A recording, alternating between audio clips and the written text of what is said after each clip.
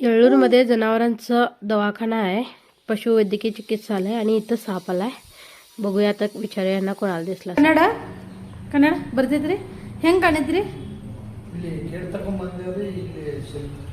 Okay. आणि बघा कोणता साप आहे, 2 तोंडांचा साप, दुतोंड्या म्हणतात त्याला. आणि बघू शकता, आता आपण प्रूफ करूया की ह्याला 2 तोंड नक्की असतात की नाही. आता बघा, मी इथं हात ठेवलाय तर तो रिटर्न परत जाणार. बघूया, त्याचं बघू शकता, त्याचं तोंड इथं आहे, जीभ पण काढायलाय. आणि ही आहे ती त्याची शेपूट आहे, जी तोंडासारखी वाटाले. इथं कुठलं जीभ वगैरे काढत नाहीये.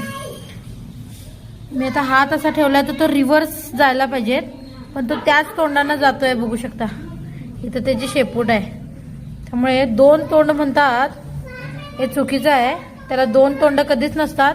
त्याची डायजेशन सिस्टीम कशी होईल मग 2 तोंड असली, दोन्हीकडून खायला पाहिजेत. बघा, आता मी हात असा ठेवाले तर तो परत काय करतो, हे बघा, रिटर्न गेला. आता म्हणजे ह्या साईडनं तो गेला असता, मी त्या साईडला जर हात ठेवला असता. ही त्याची शेपूट आहे. पेल बेडी शिल्ड टेल सुद्धा ह्याला म्हणतात. आणि दुतोंड हे ग्रामीण भाषेत म्हणतात ह्याला. खापरखावले आहे त्याचं प्रमुख नाव आहे मित्रांनो. बघू शकता, असं असतं हा साप. ह्याला 2 तोंडाचा साप असं म्हणतात, कारण एवढ्या जवळून कोण तुम्हाला दाखवत नाही आणि त्यामुळे दोन्ही बाजूला तोंड आहे असं वाटतंय. पण ही त्याची शेपूट आहे, इथं त्याचं गुदद्वार असतंय.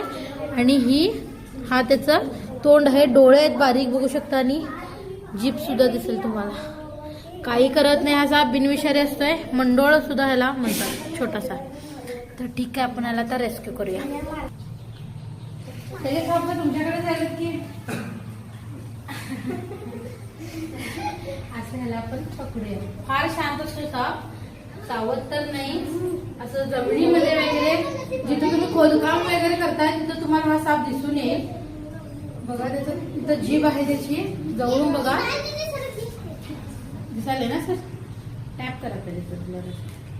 इथं त्याची जीभ आहे आणि पाठीमागे तिचं असं हे असते, गुदद्वार असते किंवा शेपूट अशी असते.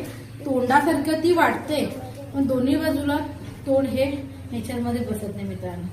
ठीक आहे, आवडला असेल व्हिडिओ तर लाईक करा, शेअर करा, कमेंट करा. धन्यवाद.